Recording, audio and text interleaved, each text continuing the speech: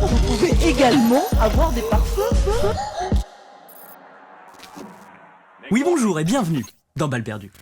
Suite à la grosse panne d'Orange le 2 juin dernier qui avait impacté les numéros d'urgence, le Sénat a demandé un état des lieux de la situation. Résultat du rapport, c'est de la merde. Ça utilise le vieux réseau téléphonique en cuivre, aucune solution de contournement si ça tombe, et il aura fallu à Orange 3 heures pour organiser la première réunion de crise. Le Sénat veut donc moderniser tout ça, par exemple en utilisant des nouvelles technologies comme Internet! Alors si même le Sénat propose de moderniser, c'est chaud. C'est comme si moi, je vous disais de vous mettre au sport.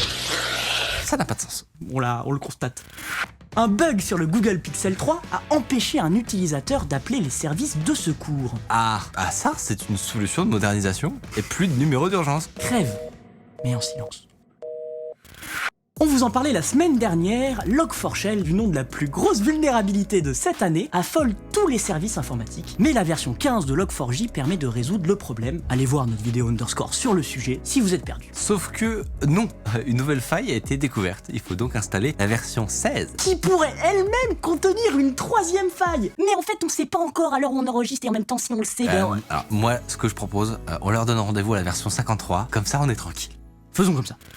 Ubisoft surfe sur les tendances et buzzwords de l'année en lançant sa plateforme de NFT, Ubisoft Quartz. L'objectif, pouvoir acheter des objets personnalisés en jeu sous la forme de NFT et évidemment pouvoir les revendre plus tard. De l'autre côté de l'Atlantique, l'un des cofondateurs de Twitch va lancer Fractal, sa plateforme de NFT, elle aussi autour du gaming.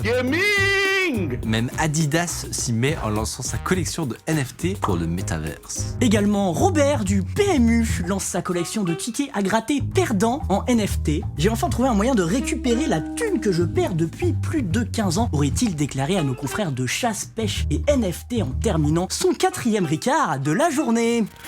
L'entreprise française Prévision était confrontée à un souci, pouvoir tester leur outil d'IA avec des datasets, des ensembles de données pertinents. Problème, la plupart du temps, soit ce sont des visages, et c'est chiant, soit des images médicales, et c'est dégueu, je vous laisse taper dermatologie dans Google Images, c'est pour moi, c'est cadeau, voilà. Mais enfin, ça va pas! Ils ont donc décidé de créer leur propre dataset. À ton avis, qu'est-ce qu'ils ont utilisé? Des petits chats, Non. des fruits, Non. des panneaux de signalisation. Non, tu oublies un élément. Ce sont des Français. Écoute-moi bien, ils ont mis au point le plus grand dataset de fromage.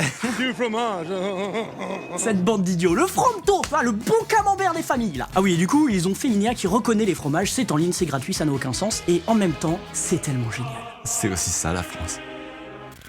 C'est le dernier Balle perdue avant ce retour toutes les semaines désormais en 2022. L'occasion pour moi de vous remercier pour votre soutien et vos commentaires sur ce format, toujours très sympathique, ça fait plaisir, merci. Pour fêter ça, je te propose d'en lire un, mon cher Mickaël. Ouais, avec plaisir. Je préférais le format lorsque on avait uniquement la voix off de Mathieu sans la vidéo.